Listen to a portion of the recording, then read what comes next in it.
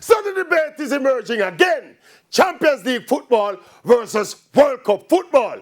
Which is of a higher quality? Now, in terms of prestige, there's no debate.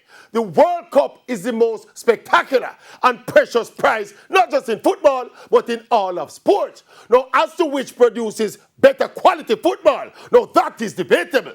The assumption is that rich club teams buy the best players in the world and hire top coaches. They practice together day after day, season after season, so they must play better football. But do they?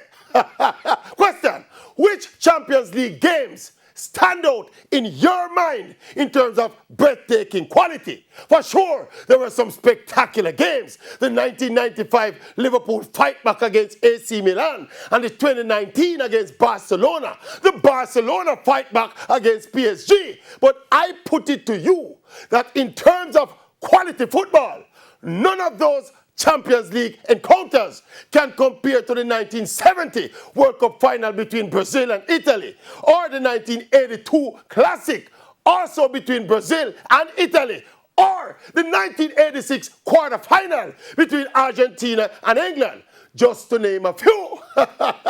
There are no Champions League games that can compare to any of those epic moments in World Cup football. And with that, I rest my case.